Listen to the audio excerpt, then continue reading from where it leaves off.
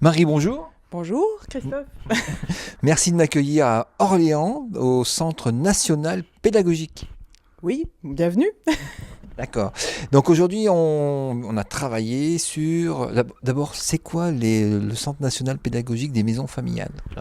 Alors, le Centre national pédagogique des maisons familiales, c'est le centre de formation des salariés et des administrateurs des maisons familiales rurales de France. Donc pour donner une idée, c'est combien d'établissements, combien de formateurs? 450 établissements, 5000 formateurs, 5000 moniteurs, nous on dit moniteurs. Des moniteurs, d'accord. Donc vous formez dans quel domaine? Alors on forme à la pédagogie de l'alternance. Ici, après, dans les maisons familiales, on forme toutes les formations professionnelles dans différents métiers, donc de l'agriculture, service aux personnes, bâtiments, restauration, voilà, un certain nombre. D'accord. Donc c'est associatif, hein, c'est pas, vous ne dépendez pas d'éducation nationale. Non, ce sont des structures associatives qui sont conventionnées soit avec le ministère de l'Agriculture, soit avec le ministère de l'Éducation nationale.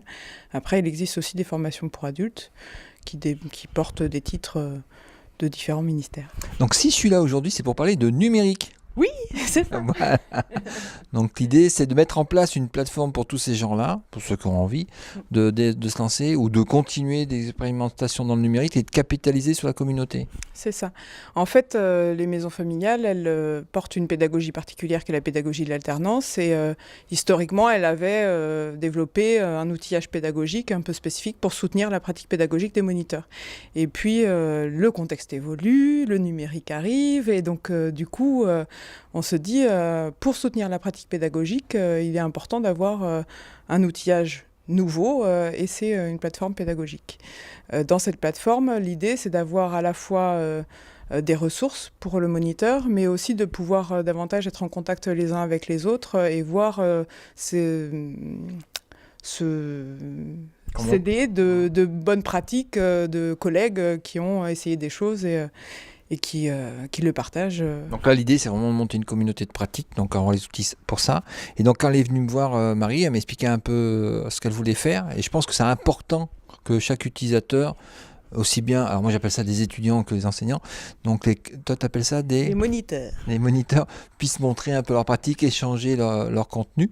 Donc on a travaillé là-dessus et au-delà de l'outil, il y a toute la démarche d'accompagnement. Alors je vais expliquer comment on avait fait un peu à l'université et donc avec des appels à projets, ça t'a bien plu, c'est bien dans votre philosophie de faire. Donc bonne nouvelle pour les gens des maisons familiales rurales, vous allez avoir aussi un appel à projet.